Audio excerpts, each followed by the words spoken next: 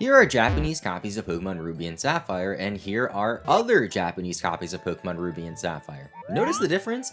Aside from one being a PNG I found online and the other two being right in front of me, you might assume that the ones with the characters on them are fake, as fake Pokemon products tend to slap random characters on things, but these copies of Ruby and Sapphire are actually real. In Japan, CoroCoro Magazine ran a promotion that included stickers to put on top of your copies of Ruby or Sapphire like this. I've never heard of these before, and while I have made more Pokemon fact videos in the past than anyone would ever want, I figured I'd return to it and include as much random stuff I can that I didn't even know previously, like this copy of Pokemon Emerald. Notice how it says, "Not for resale" on it. I came across this copy of Emerald recently as I've been buying more Pokemon games lately for shiny hunting and silly challenge videos. And while I assume that this copy of Emerald was just some sort of demo version with a shortened portion of the game, like the Diamond and Pearl ones that Target had back in the day that stopped you before you got to Oreburgh City, these not-for-resale copies of Pokemon Emerald version have the full functional game on it. English Emerald is one of the most expensive English Pokemon games nowadays, being over $200 now, while the not-for-resale version goes for well over $500. The crazy thing is that back in 2019, which really wasn't that long ago, you could get a not-for-resale copy of Emerald for only around $60, while regular ones were only about $30 to $40, and nowadays you can't even find a Japanese one for that cheap. Okay, let's talk about Pokemon X and Y now, because people say I never talk about newer Pokemon games and I only talk about the older ones. I know X and Y are 12 years old, but they're still new to me, I don't care. Lately I've been playing a lot of my original copy of X for a shiny hunting video I'm working on, and while Masuda Method breeding for a shiny Pumpkaboo, I remembered this oddity that one of the signs has by the daycare. Normally when you ride your bike in X and Y, if you pass by a sign, your character's head will sort of tilt towards the sign so you can read it without turning fully towards the sign. This is a nice little quality of life feature that for some reason just doesn't work on this one sign right outside of the daycare. If you pass by it, your character just pays no mind to it and doesn't turn into it. As far as I know, this is the only sign in the entire game like this, as I pass by this sign a ton while breeding. Do you know what shiny Pokemon I really like? Volbeat. I like a lot of weird Pokemon in general, but did you know that Volbeat shares something in common with only 2 other Pokemon out of the 1,000 out there? That doesn't sound too weird on the surface, but what if I told you that those 2 Pokemon that Volbeat shared something in common with were Manaphy and Xurkitree? Yeah, Volbeat sticks out like a sore thumb here since it's clearly the best of these 3 Pokemon, but did you know that these are the only 3 Pokemon to get the move Tail Glow, a move introduced back in Ruby and Sapphire version? It was Volbeat's signature move back then, back when those were actually a thing, which raises the special attack by 2 stages. It's basically Swords Dance for special attack, except Swords Dance is a pretty common move that a lot of Pokemon have. I like facts like this because you have a rather unassuming Pokemon like Volbeat capable of the same thing as a mythical Pokemon and an Ultra Beast. Mythical Pokemon like Manaphy are typically distributed via limited time events with the Cherish Ball, at least since Generation 4. But do you know what the first Pokemon ever distributed in a Cherish Ball was? Since it started in Generation 4, you might guess that it was maybe Arceus or Shaman or something really rare back then, but no, it was Tropius. It was a Japanese-only event called the Shokotan Tropius that ran from February 3rd through 12th in 2007. It was only distributed in person at Pokemon centers in Japan, and aside from it being in a Cherish Ball, there really isn't anything special about this Tropius. I guess the cool part about being Tropius was that you couldn't catch Tropius back in Diamond and Pearl version, the games that the event was held on. You also can't get a Tropius in Heart Gold and Soul Silver unless you count the Pokewalker, but who besides me actually uses this thing? So aside from that, the only Generation 4 game you can catch Tropius in is in Platinum version. Speaking of weird Generation 3 Pokemon and specific Pokeballs, very niche topic, I know, but I'm sure someone else out there was thinking about it, how about we talk about Shedinja? This isn't so much of a fact or glitch, and more so just a little bit of myth busting, but I've heard conflicting reports about what Pokeball Shedinja will be in when you evolve your Nincada. In case you didn't know, at level 20, Nincada evolves into Ninjasp, but if you have an extra slot in your party, a Shedinja will just appear. The lore reason behind it is that Nincada loses its shell to be this fast-flying bug-type Pokemon, and the shell remains as a ghost type and turns into a Shedinja. The rumor is that the Shedinja that just appears when you evolve your Nincada will take a Pokeball out of your bag, and if you only have a Master Ball in your bag, then it'll just take the Master Ball, so let's just test that out live. In my party, I have 2 level 19 Shedinjas. In my bag, I have just a single Master Ball. We're gonna level up one of the Nincadas, see if it takes the Master Ball when we get a Shedinja, and then level up the other one and see if we just don't get a Shedinja for not having any Pokeballs. Let's use a rare candy on the first one.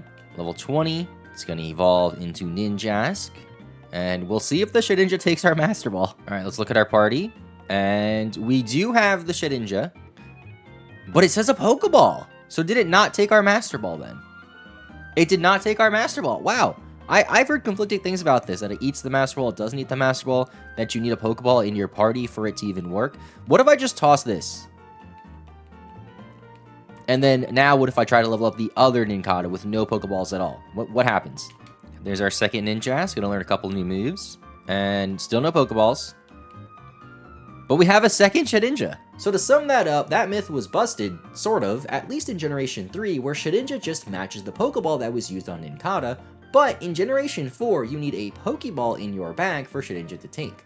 Another cool thing introduced in Generation 3 were ribbons. These were like achievements you get on your Pokemon through various things like beating the Elite Four, winning the contest, maxing out your EVs, and a few other achievements throughout the years.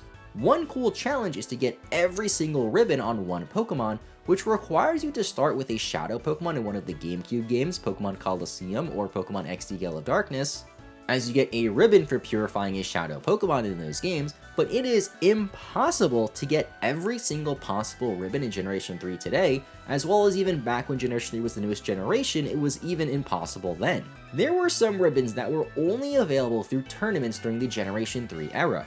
These include ribbons for winning or being the runner-up at national tournaments, and since you can't be runner-up and champion of the same tournament, you literally can't get every possible ribbon on a Pokemon.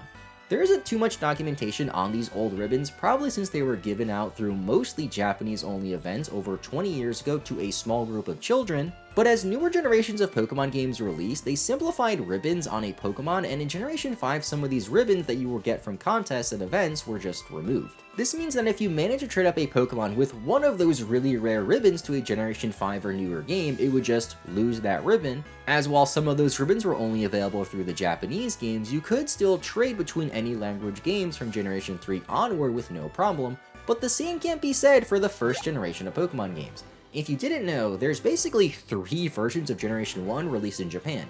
There's Pokemon Red and Green, which first released as the originals back in 1996, then an updated version of Red and Green called Pokemon Blue releasing later that year, which is more similar to the international releases, then finally Pokemon Yellow version to tie in with Pokemania and the popularity of the anime internationally. Because each of these Japanese versions have slight variations over the international Red and Blue versions that were released, the data between them isn't exactly the same, resulting in a glitchy mess if you try to trade over a Pokemon from a Japanese copy of Generation 1 to an English version and vice versa, or any other Western language released games for that matter. I didn't know this until I tried making a video transferring up a Pokemon from Generation 1 starting with a copy of Japanese Red version, since the batteries are all dead on my Generation 1 English games, and that didn't go over so well. I was even able to get the glitched Pokemon all the way up to Generation 2 in Pokemon Crystal, and it was even weirder and glitchier, but if you want to hear more about that, you can check out this video, or if you don't care at all, I'll just move on to the next fact. This next fact stems off the Japanese Generation 1 games, but one famous obscure fact, I know that sentence doesn't make any sense at all, is how Coughing Spread in Generation 1 has the skull and crossbones on the top of its face instead of below its face like it's supposed to be. This is only the case in the international releases of Red and Blue, but in the original Red and Green games released in Japan, they actually got the sprite right and the skull and crossbones is under its face.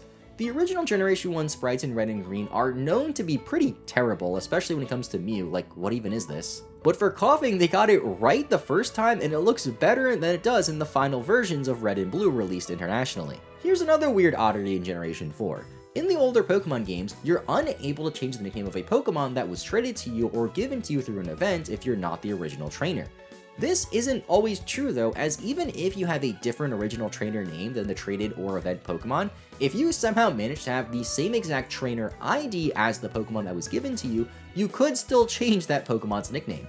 This is most useful for event Pokemon, which you normally couldn't change the nickname for.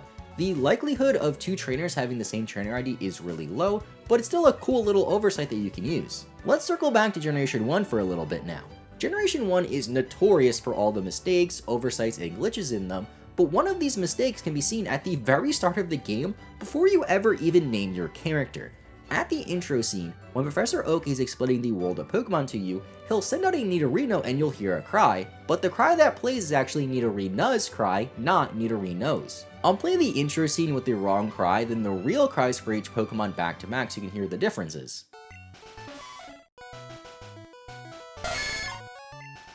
The catching mechanics in Generation 1 are different than in the newer games too, and while among the original Pokeballs you would expect the Pokeball to be the worst, Great Ball to be in the middle, and then Ultra Ball to be the best ball that you could purchase at a mart, in some situations the Great Ball is better than the Ultra Ball. It really depends on how much HP the Pokemon has, so if you encounter a Pokemon with half of its HP remaining, a Great Ball has a higher chance to catch it than an Ultra Ball, while if the HP is 1/3 or less, an Ultra Ball is better than the Great Ball. I was able to abuse this mechanic a little bit to save money while catching them all in Pokemon Yellow version. Another Kanto catching oddity occurs in the remakes, Pokemon Fire Red and Leaf Green for the Game Boy Advance. In the Safari Zone in those games, if you throw a bait at a Pokemon, it is supposed to make the Pokemon less likely to flee, but a little harder for you to catch. If you use a bait on a Chansey in the Safari Zone though, then its catch rate will go up from the usual 4.9% to about 8.09% instead. Those last two facts were given to me by Monty Eggman 3075 in the comments of one of my recent Community Tab posts, and if you want a chance to be featured in a future fact video, leave a comment with an interesting fact down below. Preferably one I haven't covered in a fact video before, but I've been making Pokemon fact videos for many years now, and I don't expect you to watch every single one and know every single fact that I covered, as I've probably covered facts that I've covered before in this video even. I haven't made a full dedicated fact video in a while, however Ski Masked Obby let me know something about the Fling move that I didn't know prior as well. The move Fling throws the item that the Pokemon is holding at the target and has various effects depending on which item the Pokemon's holding, like the Light Ball causing paralysis or the Flame Orb causing burns, but in Pokemon Sword and Shield, if the Pokemon going for Fling is holding a TR, then Fling's power will be equal to whatever the TR is, unless the TR is of a status move with no base power, then the base power of Fling will be set to 10 in that situation. This caps Fling's power at 130 if you give the Pokemon a TR like Overheat, but I don't think there's too many situations where you would use the move Fling and have it be useful, as it's mostly just a funny move to mess around with sometimes. These next few facts come from Miss L, someone I met recently who is really into the nitty-gritty of Pokemon, especially with Pokemon Legends Arceus. I'll link her channel below if you want to check it out, as she's currently doing one of the hardest challenges in Pokemon Legends Arceus, which is to get every single shiny alpha Pokemon, but this next fact is another fact about Chansey as well as its evolution, Blissey. In Pokemon Legends Arceus, Chansey and Blissey have unique AI, where if you get injured near them, they'll run up to you and try to heal you instead of running away like they normally do when you approach them. Also in Pokemon Legends Arceus, if you find a Pokemon in a space-time distortion, then it will always be aggressive towards you, even if it's a Pokemon that isn't normally aggressive like an Eevee.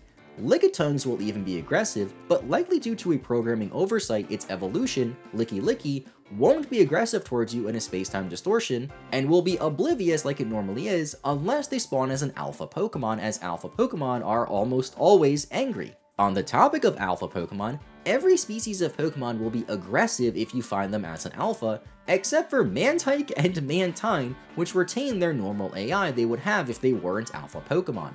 This also means that even though they're alpha Pokemon, they can still flee from you, making them a bit harder to catch than a regular alpha Pokemon. And lastly, for the Legends Arceus facts that Miss L let me know, in the Coronet Highlands there is a small cliff to the northeast. There's an NPC there who gives you a crafting recipe for the Choice Dumpling, an item that acts like a consumable version of a Choice Band or Choice Specs. Unlike with other recipes given to you by NPCs though, you don't need to do any sort of side quest or challenge to get access to the recipe. This NPC just gives you the recipe and then leaves. So yeah, those are some more cool Pokemon facts. Leave a like and subscribe if you enjoyed and want to support the channel, or just don't. I mean, the statistics say that most people don't, so I'll just end the video here.